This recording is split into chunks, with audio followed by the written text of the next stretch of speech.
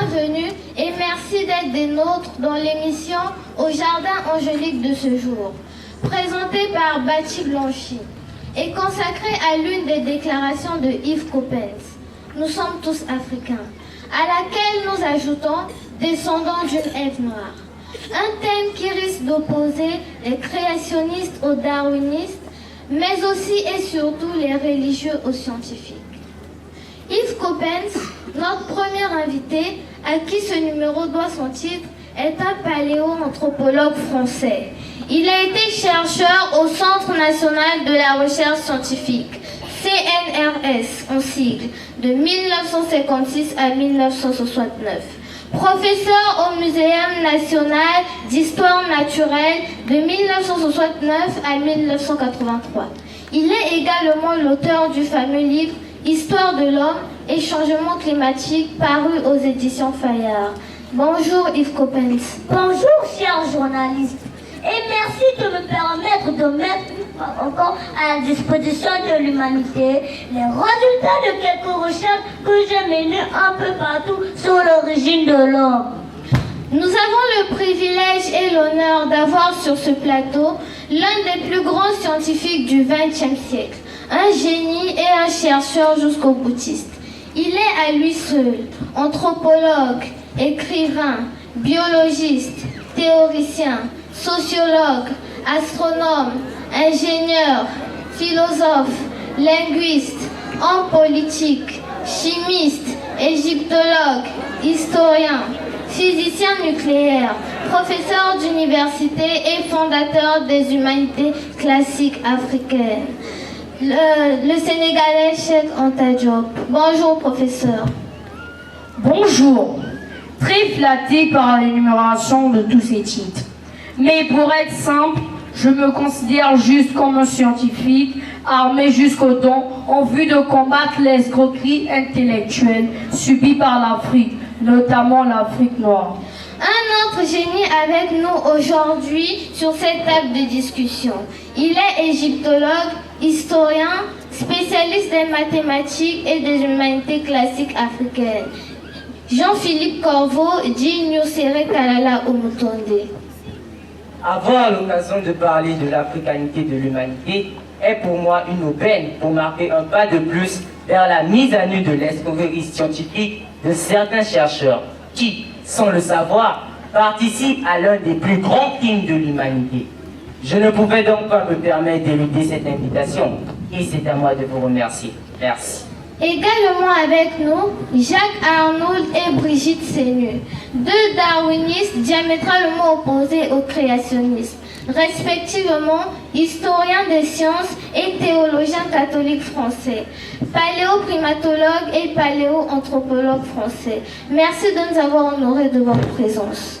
Il existe un grand antagonisme entre les scientifiques et les religieux sur la thématique de la création. Alors, je suis là pour mettre les points sur les i et les barres sur les t à ce sujet. Je suis donc honoré dans les mêmes proportions que vous pour m'avoir donné cette opportunité. Bonjour Madame la journaliste. Comme venait de le dire Jacques Arnould, depuis un certain temps, nous avons constaté la naissance et l'expansion d'un courant de pensée très grandissant alors à contre-courant du nous. C'est pourquoi il est impérieux de rebattre les cartes afin que la vérité, notre vérité, à nous les scientifiques darwinistes, mettent une bonne fois pour tout au tapis. Les simulacres de vérité brandis à tout bout de champ par des scientifiques créationnistes. Comme si Dieu et la science pouvaient se concilier. C'est ni plus ni moins qu'une façon ridicule de voir les choses. Alors, je profite de vous mettre la puce à l'oreille. Jacques Arnould et moi ferons front pour mes contre les catalyseurs de telles erreurs.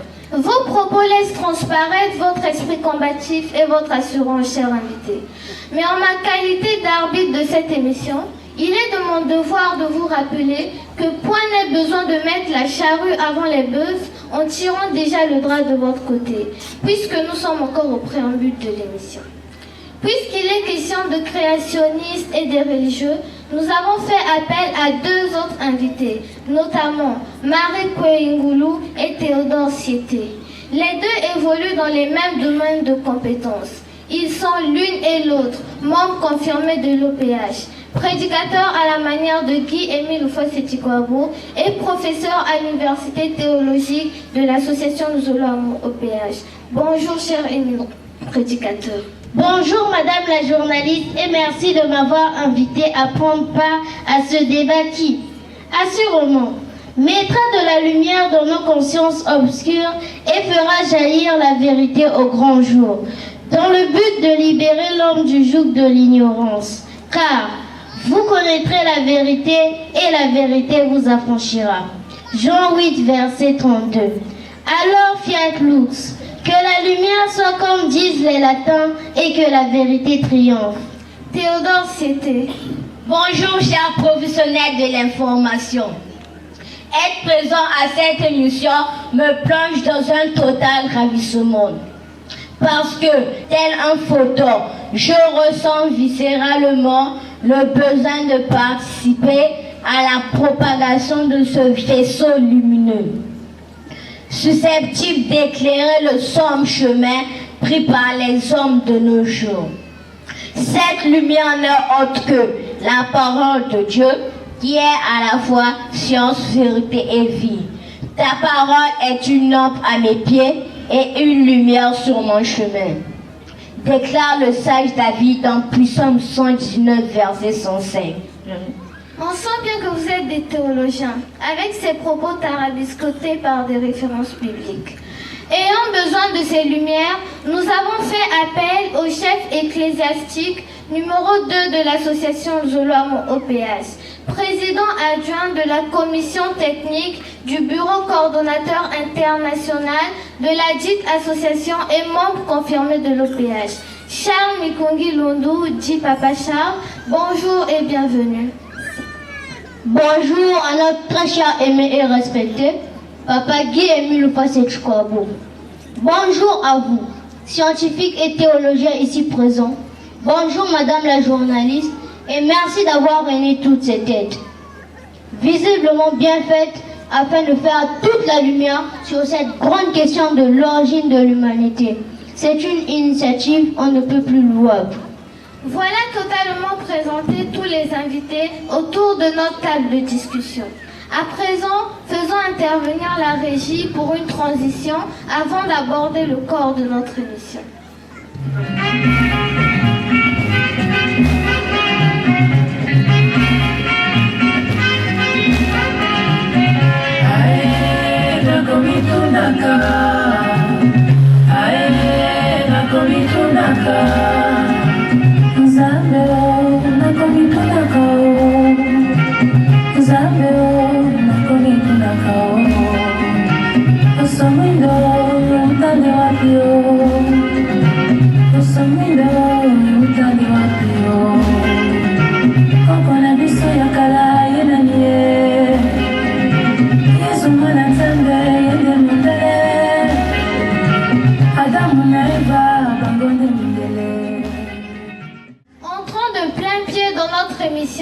Avec cette question adressée à vous, Jacques Arnaud.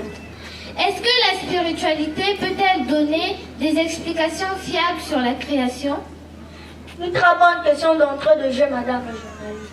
La religion ou la spiritualité ne détient pas les éléments nécessaires à l'origine de l'explication de l'homme, puisqu'elle n'est pas régie par des lois scientifiques.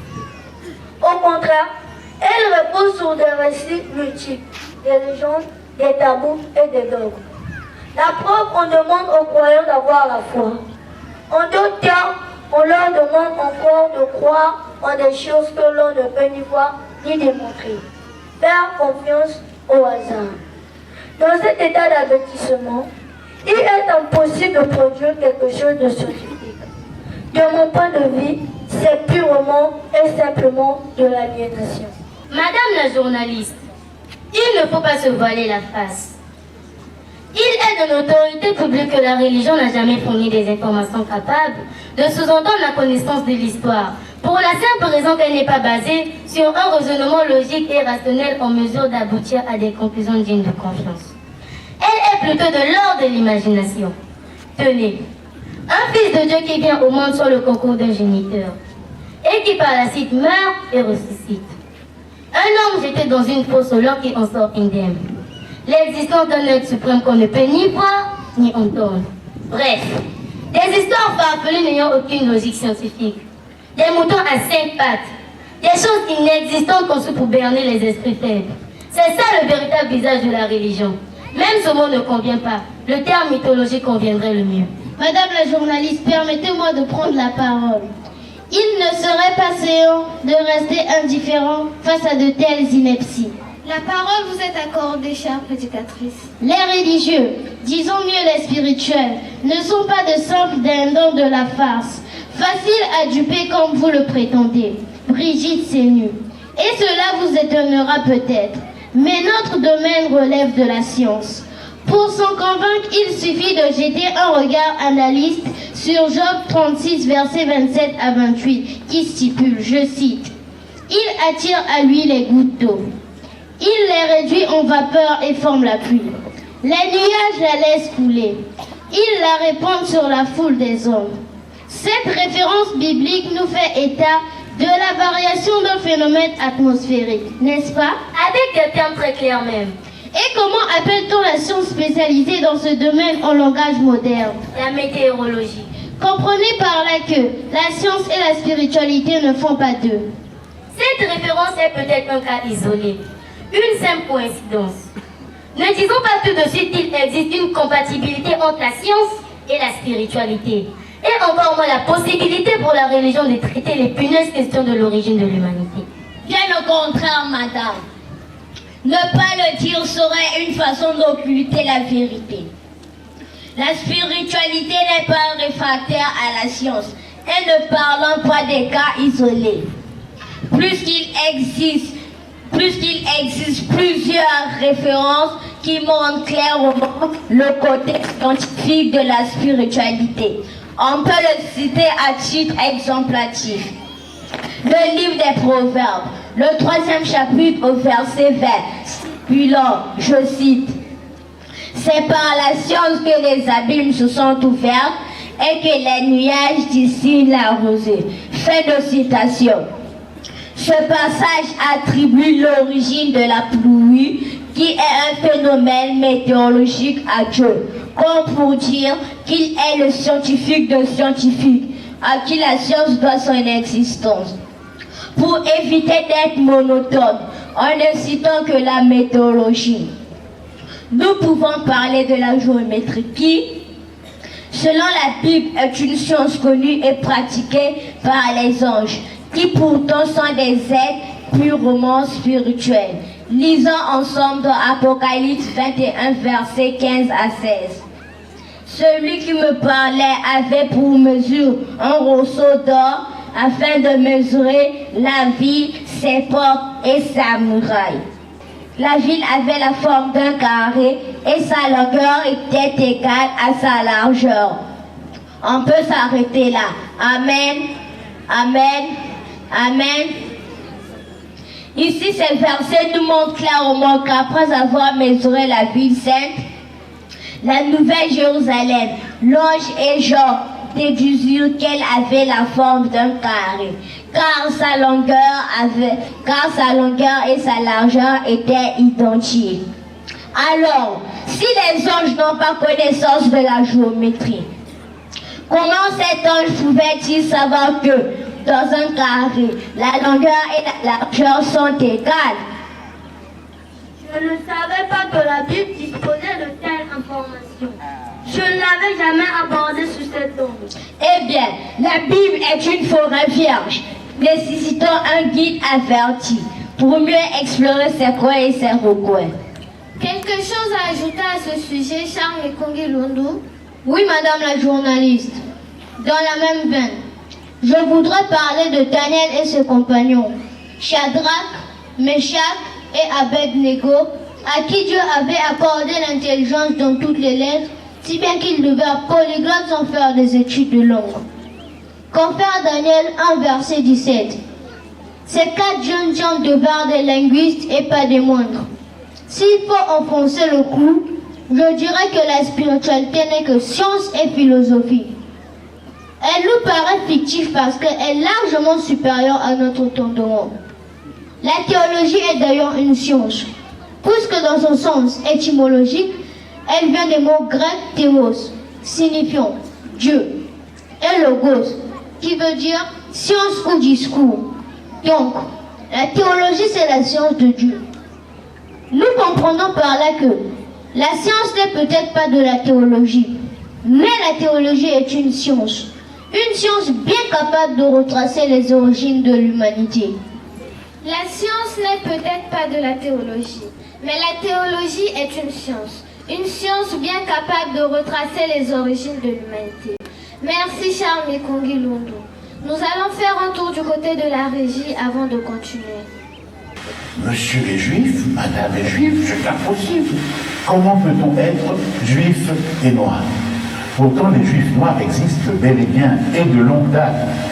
Pensez à Tzipora, la femme couchite épousée par Moïse. Pensez, plus près de nous, au fameux Beta Israël, connu sous le nom de Falacha. Pensez encore à ces communautés nombreuses de juifs noirs aux États-Unis, au Canada et bien sûr en France.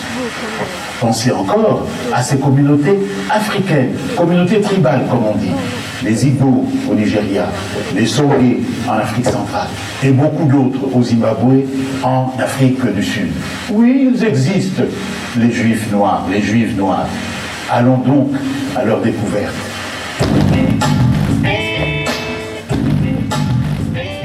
Merci la régie. Yves Coppens, dans votre livre Histoire de l'homme et changement climatique, vous avez parlé de l'africanité de l'humanité. Peut-on en savoir plus? Bien sûr, madame la journaliste. Toutes les recherches scientifiques sur l'origine de l'homme convergent vers l'Afrique. En ce qui me concerne, c'est en 1974, dans ce même continent, que j'ai découvert Lucie, le plus vieux squelette humain complet de l'époque. Ce qui a mis le monde scientifique d'accord sur le fait que les premiers hommes sont apparus en Afrique. Et ils étaient tous noirs, car le soulèvement de ce continent et la peau nue qu'ils avaient il y a 3 millions d'années ne pouvaient leur permettre d'être autrement que bronzés. C'est donc de ce berceau tropical et africain qu'ils sont partis pour atteindre les autres continents. Pour faire simple, tous les humains qui vivent sous cette terre sont des fils des descendants d'Africains. Cela peut choquer plus d'une personne, mais nous sommes tous Africains, madame la journaliste. Je sais pertinemment que vous ne partagez pas cet avis, Jacques Arnold. En effet, madame la journaliste, je saurais être d'avis avec de telles affirmations. L'homme est le fruit de l'évolution et non de la création. Comme a su le dire Charles Darwin dans son livre L'origine des espèces, paru en 1859. Ce biologiste a largement démontré que tous les organismes vivants sont issus d'un seul ancêtre cellulaire appelé Luca, c'est-à-dire l'âge universel commun ancestor, dernier ancêtre universel commun en français. Il a par ailleurs prouvé par la sélection naturelle que l'humain vient du règne animal, précisément du singe. Dans cet état de choses, l'on ne saura parler de singe, de race noire ou blanche, mais simplement de la couleur de la fourrure qui ne détermine pas la race des animaux. Je réitère, nous sommes issus du singe. Nous ne sommes que les singes évolués, madame la journaliste. Brigitte Sénu, un ajout. Dans tous les dires de Jacques Arnould, j'épingle juste le mot singe. En fait, les primates sont nos cousins les plus proches et nos aïeux. C'est par le biais des mutations causées par l'adaptation aux conditions environnementales que nous sommes arrivés à l'étape de Homo sapiens sapiens aujourd'hui. Pour en avoir le cœur net, il suffit d'observer le bonobo et le macaque rhésus. Ils nous ressemblent à 90%. Et ce que je m'en vais vous dire peut être choquant. L'humain partage 35% de gènes avec la jonquille, 60% avec la banane. Quoi? Et 70% avec l'oncin. Comprenez qu'à ce stade, parler de race noire, jaune, rouge ou blanche est une impossibilité qui ne dit pas son nom. Kalala Motonde, votre silence me rend perplexe. Dois-je en déduire que qui ne dit mot consent? Pas de déduction, madame la journaliste. Je suis juste effrayé par le degré d'égarement de ma consoeur scientifique, à tel point que j'en ai même la chair de poule. Non mais sérieusement, aller jusqu'à comparer l'homme à la banane, mais c'est inquiétant pour l'avenir de l'humanité. Il y a un seuil qu'il ne faut pas franchir au risque de créer un désordre sans précédent dans les mondes scientifiques et historiques. La théorie de Charles Darwin que vous évoquez si fièrement est révolue. Elle ne tient pas la route. Je sais bien que la sélection naturelle est un phénomène scientifique bien réel, mais elle ne va pas jusqu'au changement d'espèce. Elle se limite à la différenciation. Il n'existe aucune, et je dis bien, aucune théorie détaillée, digne de confiance et bien sûr, capable de nous prouver qu'une banane peut se changer en humain. Arrêtons de faire de la fiction en lieu et place de la science. Et bientôt vous direz que les moustiques, les vers de terre ou même les escargots sont nos ancêtres. Nous savons tous que cette théorie de Darwin est basée sur le hasard. Or, en voyant le fonctionnement, la complexité et l'harmonie du vivant, on ne saurait dire qu'il est le fruit du hasard. Il y a forcément et sûrement un cerveau penseur à l'origine de toute cette organisation. Sinon, dire qu'un cafard peut être mon ancêtre, mais c'est une théorie fumeuse sortie droit d'un chapeau de clown. Très provocateur, Kalala Umutunde. Eh ben, je fais que dire la vérité. Mon intention n'est pas de blesser qui que ce soit. Je voudrais quand même vous accorder le bénéfice du doute. Supposons que l'homme soit une émanation de la création. C'est en Europe, précisément en Angleterre, dans la contrée du Sussex. Il sera bien apparu si on s'en tient à la recherche du géologue Darwin. C'est une remarque intéressante, cher invité. Cheikh Anta Diop, que dites-vous à ce sujet? Jacques Arnold, nous le savons tous. Il ne faut pas le nier qu'à un certain moment, la communauté scientifique a tenu pour vrai la découverte de Dawson. Mais la vérité a fini par éclater au grand jour. Grâce à l'intégrité scientifique du savant anglais Oakley, un ancien travailleur du British Museum qui a examiné ce faux crâne fabriqué de toutes pièces et enfoui dans les sables du Sussex par Dawson. Cette découverte de 1954 a levé l'équivoque sur cette affaire. L'homme moderne n'est pas apparu en Angleterre. C'est un mensonge, un crime contre la science. Une découverte plus récente corrobore cette analyse de Clay, celle de l'identité de l'homme de Cheddar, l'ancêtre des Anglais. Merci, Cheikh Anta Diop.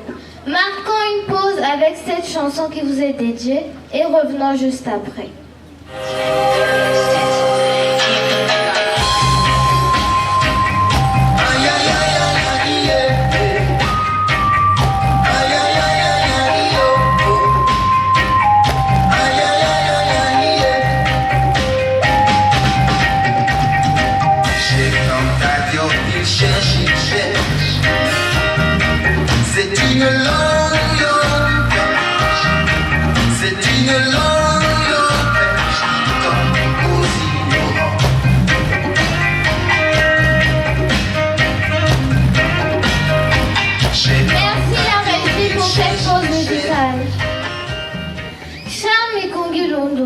Vous qui êtes un habitué des médias, avez-vous eu vent de cette découverte?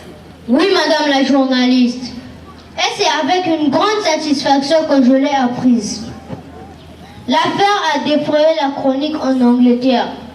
Tous les médias parlaient de la véritable apparence de l'homme de Cheddar, le père de tous les Anglais. Découvert il y a plus de 100 ans dans les gorges de Cheddar, au sud-ouest de l'Angleterre.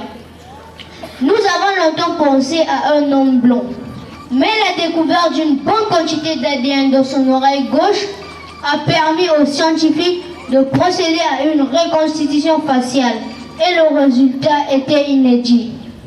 Un homme noir aux cheveux crépus et aux yeux bleus. comme les ancêtres de tous les peuples du monde. Shederman était un nègre originaire d'Afrique. Voilà ce que je tenais à dire, madame la journaliste. Théodore Siété, existe-t-il une approche biblique en accord avec la négritude de nos ascendants? Il en existe une multiplicité, madame la journaliste. Mais avant d'en parler, je tiens à féliciter Gérard Lucorde, le seul scientifique qui s'est le plus rapproché de la vérité. Dans son livre de Ève était noire, il déclare que nous sommes tous issus d'une Ève noire, originaire de la zone nord du Congo-Brazzaville. Basée sur l'ADN, les chromosomes. Pour être plus explicite, les études de Gérard Lucorde sont les plus sérieuses de toutes. Car prenez besoin de rappeler aux scientifiques ici présents que l'ADN est l'une des sources d'informations concernant le vivant. Quant à la Bible, elle détient une foultitude d'informations à ce sujet. Mais je préfère que ce soit Marie Kouengoulou qui en parle. Comme déclaré par le généticien Gérard Lucorde, Ève, notre mère commune, était noire de peau, comme tous les ancêtres de la Bible. Allons d'Adam à Sem, Cham et Japheth. La négritude de Cham mentionnée dans Genèse 10, verset 6, en est une preuve, car la génétique nous enseigne qu'un couple blanc ne peut avoir une descendance noire. Comme Cham était noir, tous ses pères, de Noé à Adam, l'étaient également. Court, clair, concis et cohérent, Marie Kouengoulou. Ève, notre mère commune, était noire de peau, comme tous les ancêtres de la Bible. Par conséquent, nous sommes tous africains. Vérité tellement importante sur laquelle nous aurons l'occasion de revenir lors de nos prochaines émissions, puisque le temps nous est imparti. Et comme de coutume, Papa Charles, je vous donne la parole pour le mot de la fin. La science étant limitée, elle ne peut nous informer avec précision. C'est pourquoi Jésus-Christ avait prévu l'arrivée de l'Esprit de vérité dans Jean 16 de 10 à 15, pour que celui-ci nous dise toute la vérité sur l'histoire et l'avenir de l'homme. Cet avènement divin est également annoncé dans Apocalypse 21, verset 1 à 5. Le dit esprit de vérité s'est déjà exprimé. Et parmi ces révélations figurent en bonne et due forme Dieu est noir, Jésus-Christ est africain. La Bible a été écrite au Congo-Brazzaville et le jardin d'Éden s'y trouve. Pour ne pas dire, Adam et Ève y ont été créés à Kibosi-Gare, précisément au mont Karikari, la nouvelle Jérusalem céleste. Et Guy Emile Fassetikobo est le dit esprit de vérité. Merci Papa Charles, merci à nos invités et à notre auditoire. C'est la fin de cette émission qui a eu pour thème « Nous sommes tous africains, descendants d'une Ève noire ». On se retrouve prochainement. Comme invité, nous avons eu le frère Goma Solo Max Gelson, membre confirmé de l'OPH, dans le rôle de Yves Opez. Le frère Titilens Carven, membre de l'OPH, jeune prédicateur de la SLA OPH, dans le rôle de Tchèque Ontajob. Le frère Djambwana Jesse Thierry Samuel, membre de l'OPH, jeune prédicateur de la SLA OPH, dans le rôle de Kalala Omotunde. La sœur Bukaka Sidney Dalmaret, membre de l'OPH, jeune prédicatrice de la SLA OPH, dans le rôle de Brigitte Singh. Le frère Diva Bonheur, membre de l'OPH, jeune prédicateur de la SLA OPH, dans le rôle de Jacques Arnaud. Frère Msongla Lucelle Précieux, membre confirmé de l'OPH, jeune prédicateur de la SLA OPH, dans le rôle de Nsiété Théodore. La sœur Mafoueta Brunel, membre de l'OPH, jeune prédicatrice de la SLA OPH, dans le rôle de Marie Kouengoulou. Le frère Séchi Kimani David King, membre confirmé de l'OPH, dans le rôle de Charles Mikongi Lundun.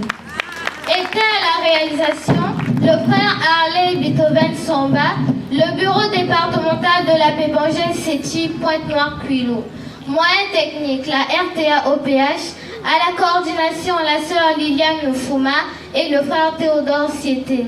Devant le micro, votre sœur Bati Blanchi, membre confirmé de l'OPH, jeune prédicatrice et journaliste de la SLOPH, qui vous dit à tous au revoir et bonne fête. Nous allons rapidement passer à la remise de documents à nos responsables, Soupon Soto.